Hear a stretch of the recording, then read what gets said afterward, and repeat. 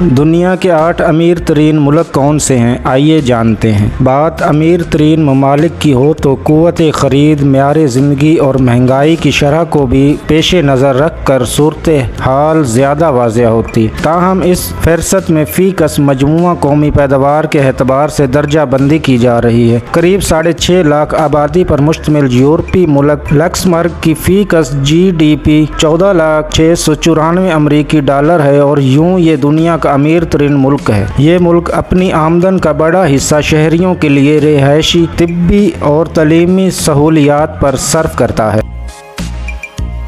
Number 2، اسی طرح Singapore کے باسیوں کی فی کس GDP 13,580 امریکی ڈالر ہے اور یوں یہ دنیا کا دوسرا امیر ترین ملک ہے۔ سن 1965 میں آزادی کے وقت سنگاپور کی نصف آبادی پڑھی لکھی تھی، لیکن اب شرح تعلیم 98% ہے۔ اسے دنیا کا سب سے زیادہ کاروبار دوست ملک بھی قرار دیا جاتا ہے۔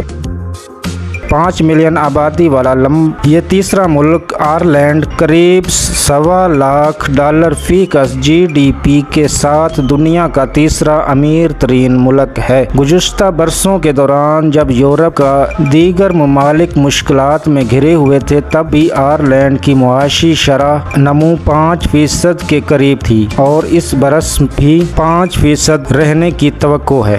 اس برس $11,278 فی کس GDP کے ساتھ نمبر 4 قطر کا چوتھا امیر ترین ملک ہے۔ 28 لاکھ کی آبادی والے اس ملک کے محض 12% آبادی قطری باشندوں پر مشتمل ہے۔ گزشتہ قطر برس فی کس مجموعہ قومی پیداوار $1,00,000 سے کم ہو گئی تھی۔ اس کے باوجود قریب 2 دہائیوں سے قطر امیر ترین ممالک کی ٹاپ 10 فہرست میں برقرار ہے۔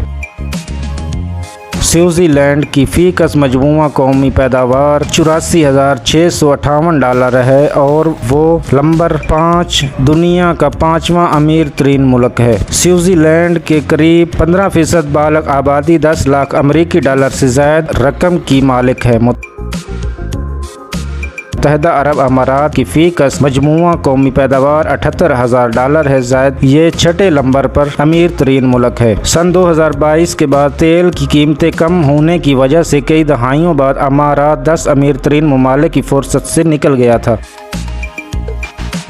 یورپی ملک ناروے قریب $79,000 امریکی ڈالر فی کس GDP کے ساتھ دنیا کا 7واں امیر ترین ملک ہے۔